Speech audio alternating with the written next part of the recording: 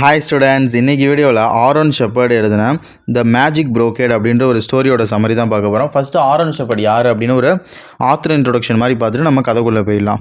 First இந்த Aaron shepherd யாருன்னு பார்த்தீங்கன்னா, இவர் வந்து ஒரு அமெரிக்கன் ஆத்தர்.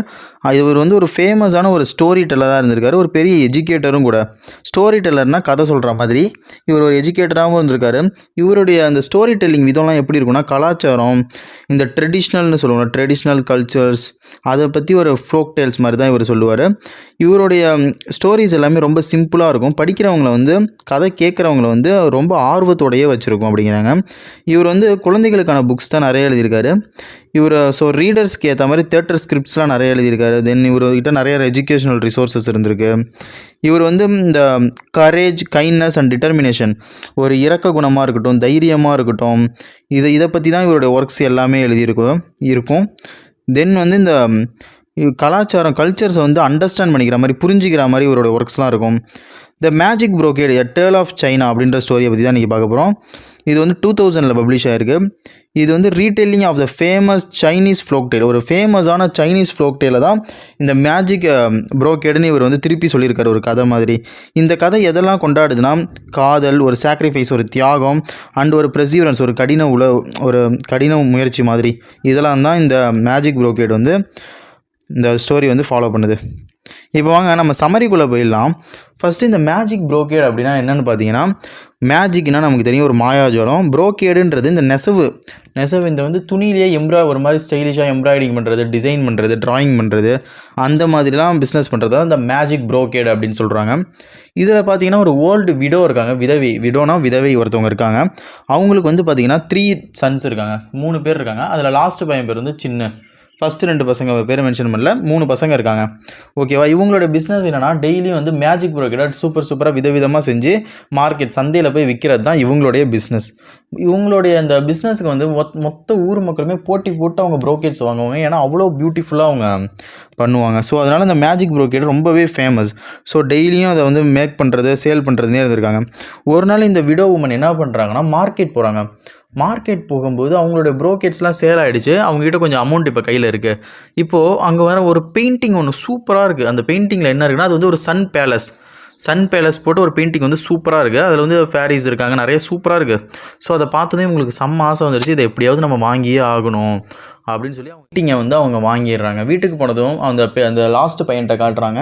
அவங்க ரொம்ப ஹாப்பியாக, ஓகேம்மா இது சூப்பராக இருக்குது, நீ ஏன் இதை வச்சு நீ வந்து ஒரு ப்ரோக்கேடை, இந்த சன் பேலஸை வச்சு ஒரு ப்ரோக்கேட் நீயே செய்யக்கூடாது, இந்த பெயிண்டிங்கில் எப்படி இருக்கோ அதே மாதிரியே நீ வந்து ஒரு துணியில் வந்து கிளாத்தில் வந்து இந்த டிசைன் பண்ணு அப்படின்னு சொல்கிறாங்க. அவங்க அம்மாவும் ராத்திரி பகலாக இது சூப்பராக ஐடியா இருக்கே அப்படின்னு சொல்லி ராத்திரி பகலாக ரொம்ப ஹார்ட் ஒர்க் பண்ணி, இது வரைக்கும் அவங்க பண்ணதை விட அந்த லைஃப்லையும் இதுக்கப்புறமும் பண்ண முடியாத அளவுக்கு ஒரு சூப்பரான ஒரு மேஜிக் ப்ரோக்கேடுங்கிறாங்க. அதை வந்து சூப்பராக அவங்க அந்த சன் பேலஸ் இருக்க மாதிரி ரெடி பண்ணுறாங்க.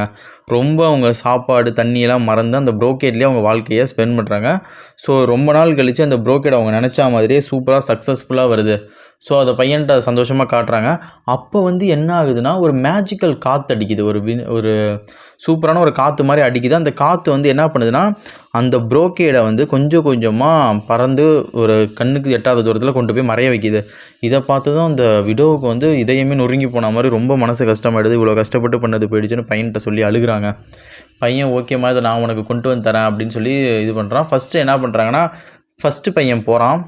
அவன் கொஞ்சம் தூரம் போய் அந்த ப்ரோக்கேடை தேடுறான். அவன் போயிட்டு இருக்கும்போது ஒரு ஃபார்ம் ஹவுஸ் பார்க்குறான். அங்கே ஒரு கிழவி வந்து, இந்த மாதிரி நீ அந்த ப்ரோக்கேட் வந்து ஒரு ஃபேரிஸ் இருக்கிற பிளேஸில் தான் இருக்கு, நீ அங்கே போகணுன்னா ரொம்பவே உனக்கு கொள்கிற அளவுக்கு ஒரு பனி பெய்யும், அது மட்டும் இல்லாமல் வெயில் ரொம்ப கொளுத்தும். அப்போல்லாம் அந்த இடத்துக்கு நீ போகும்போது அங்கே எதுவும் கத்திரக்கூடாது, இந்த மாதிரி நடுங்குது, குளிருது, எரியுது, அந்த மாதிரிலாம் நீ சொல்லக்கூடாது. சொன்னீன்னா நீ திருப்பி அந்த இடத்த விட்டு வரவே முடியாது. அது மட்டும் இல்லாமல் வெளியில் வந்து ஒரு ஸ்டோன் ஹார்ஸ் இருக்கும், அதில் வந்து ஒரு 2 பல்லையும் உடைச்சி அதோட வாயில் வச்சா தான் நீ அந்த குதிரையில் தான் போக முடியும். இந்த இதெல்லாம் நிபந்தனைகள்லாம் நீ ஓகேனா நான் உன்னை அனுப்புகிறேன் அப்படின்னு அந்த கேள்வி சொல்லுவாங்க. ஸோ இவன் வந்து அதுக்கு இன்னொன்று அந்த கேள்வி ஆஃபர் பண்ணுவாங்க. என்னென்னா, ஒரு பாக்ஸ் ஃபுல்லாக கோல்டு, இந்த கோல்டு எடுத்துகிட்டு போய் நீ செட்டில் ஆகிடலாம், உனக்கு இது 2த்தில் என்ன வேணுங்கும்போது அவன் வந்து கோல்டை சூஸ் பண்ணிடுவான். ஸோ அந்த கோல்டை சூஸ் பண்ணி பக்கத்தில் ஒரு சிட்டியில் போய் அவன் ஒரு ராஜபோக வாழ்க்கையை வாழுவான். 2வது பையனும் அதே மாதிரி போவான். இந்த நிபந்தனைகளெல்லாம் இந்த பாட்டி கேள்வி சொல்லும். ஸோ அவனும் அந்த பாக்ஸை சூஸ் பண்ணிட்டு அவனும் போய் சிட்டியில் வாழுவான். இப்போ லாஸ்ட்டு பையன் சின்ன தான் அவங்க அம்மாவுக்காக எப்பேற்பட்ட தடைகளாக இருந்தாலும் நான் போய் இதை கொண்டு வரேம்மா அப்படின்னு சொல்லிட்டு அந்த பாட்டியம்மா போய் மீட் பண்ணுவான். அந்த பாட்டியம்மா சொன்ன மாதிரி அவன் பல்ல உடச்சி ஹார்ஸில் வைப்பான். அந்த குளிராக இருக்கட்டும் வெயிலாக இருக்கட்டும் எப்பேற்பட்ட இதாக இருக்கட்டும் நான் அதை போய் கொண்டு வரேன்ட்டு அந்த பாட்டிக்கிட்ட சொல்லிட்டு அவன் கிளம்புவான். கிளம்பி போகும்போது அங்கே பார்த்தா ஒரு ஃபேரிஸ்லாம் நிறைய இடத்துல இருப்பாங்க. அந்த ஃபேரிஸ் தான் பிளான் பண்ணி அந்த ப்ரோக்கேடை ஆட்டையை போட்டிருப்பாங்க. ஏன்னா அந்த சன் பேலஸ் அவங்களுக்கு ரொம்பவே பிடிச்சி போயிடும். ஸோ இதே மாதிரி நம்மளும் நிறையா ப்ரோக்கேட்ஸை மேக் பண்ணணும்னு சொல்லி அந்த ஃபேரிஸ்லாம் நிறையா ப்ரோக்கேட்ஸை மேக் பண்ணிகிட்ருப்பாங்க.